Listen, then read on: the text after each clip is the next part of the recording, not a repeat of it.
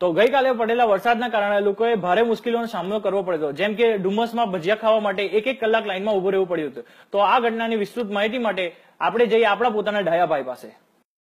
હા દર્શક મિત્રો, તમે જોઈ શકો છો કે ગઈકાલે પડેલા ભારે વરસાદને કારણે સુરતના રસ્તાઓની મા બેન ભાઈ બાપ બધું એક થઈ ગયું છે।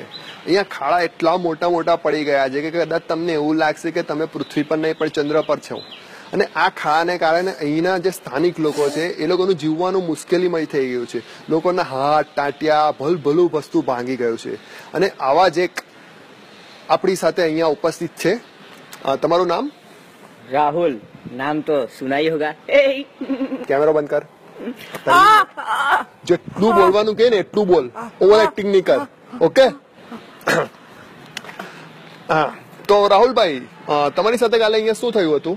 મેં કાલે ઘેરે આવતો તો અહીંયા પાણી ભરાયેલા હતા અને અહીંયાથી 2 પોળીઓ પસાર થતી હતી, તો મેં પૂછાલી લગ પર પાણી ઉડાડું ને સ્ટાઇલ મારું, પણ અહીંયા ખારો પડી ગયેલો તે મને ખબર નહીં કે અહીંયા ખારો પડી ગયેલો છે। તે પાણી ઉડાડવા ગયો તો પૈરો ને મને પેલી લોકો હૈસી મારા પર, હૈસી તો હૈસી માં ફરાવા ગઈ, પણ મને અહીંયા પૈરો તેમાં 3000 નું નુકસાન થઈ ગયું।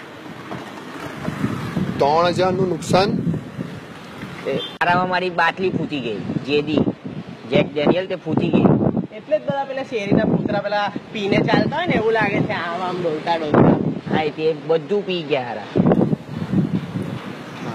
બોટલ ક્યાંથી લાવેલો 3000 માં? એ તો છે કોન્ટેક્ટ, ત્યારે કરાઈ દેવા। એ મીના, જો મેં ટીવી પર આવતો છે, હાય કે હાય હાય, મને હાય કે હાય। તો તમે જોઈ શકો છો કે અહીંના લોકોને આ ખાડા પડવાને લીધે આ માણસે પોતાના હાથ ટાંટિયા તોડવા પડ્યા છે, જેને લીધે આ માણસે આજે કંપની પણ નહીં જઈ શક્યા હતા। અને એ કંપનીનું પ્રોડક્શન ઓછું થઈ ગયું હતું એક માણસને લીધે, ને જેના લીધે આખા દેશનું જીડીપી ઓછું થઈ ગયું હતું। તો આ જીડીપી ઓછા થવા માટે કોણ જવાબદાર? તંત્ર કે પછી બીજું કોણ? આ માણસ માટે કોણ જવાબદાર? એ બધા સવાલનો જવાબ હું માંગીશું સરકાર પાસે।